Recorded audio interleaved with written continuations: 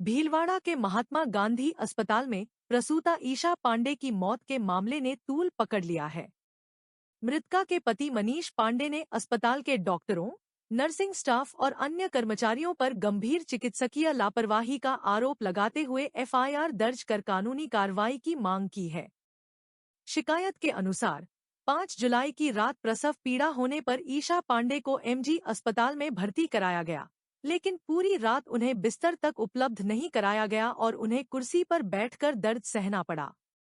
आरोप है कि गर्भावस्था के दौरान कभी भी इसे हाई रिस्क नहीं बताया गया, लेकिन अस्पताल में भर्ती होने के बाद डॉक्टरों ने अचानक सीजेरियन ऑपरेशन नहीं कराने पर मां और बच्चे की जान को खतरा बताकर परिवार पर मानसिक दबाव बनाया। परिजनों का कहना है कि 6 जुलाई की सुबह सीजेरियन ऑपरेशन हुआ, जिसमें एक स्वस्थ पुत्र का जन्म हुआ, लेकिन इसके बाद ईशा की तबीयत लगातार बिगड़ती गई। कई बार डॉक्टरों और नर्सिंग स्टाफ को जानकारी देने के बावजूद समय पर उचित उपचार और निगरानी नहीं की गई। शिकायत में यह भी आरोप लगाया गया है कि 7 जुलाई को आईवी कैनुला लगाने में लापरवाही बरती गई, जिससे लगातार खून बहता रहा। परिजनों के कई बार बुलाने के बावजूद नर्सिंग स्टाफ समय पर नहीं पहुंचा।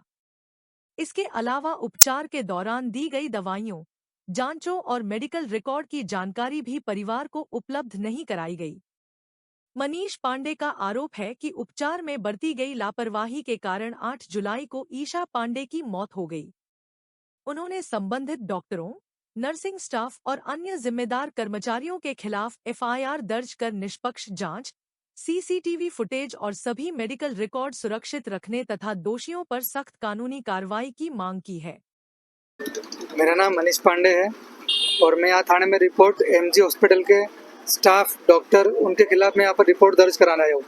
उसका कारण ये है कि 5 तारीख को मैंने अपनी पत्नी को सही ढंग से, सही सलामत थी, मैंने वहाँ पर एडमिट करवाया था रात को, और उन्होंने रात भर ना तो पत्नी को बेड दिया और मेरी पत्नी उसी कंडीशन में दर्द के मारे पूरी रात भर जो सार्वजनिक लोहे की चेयर होती है उस पर बैठ करके पूरी रात गुजारी। 6 तारीख को उन्होंने सुबह ऑपरेशन किया और वार्ड में शिफ्ट करने के बाद में वो फिर भी ठीक थी, थोड़ा उसका जो टाँके वाले दर्द होते वो हुए, लेकिन धीरे धीरे उसकी तबीयत बिगड़ने लगी। किसी भी डॉक्टर ने, नर्सिंग स्टाफ ने, किसी ने भी प्रॉपर ध्यान दिया ही नहीं।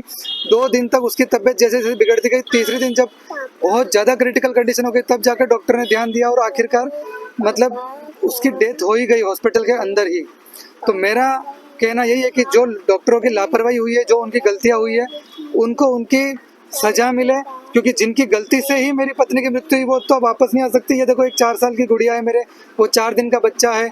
अब ये मुझे पूछते कि मेरी माँ कहाँ है, मैं इसको क्या जवाब दूँ, कैसे समझाऊँ मैं इसको कि भाई अब इसकी माँ नहीं रही।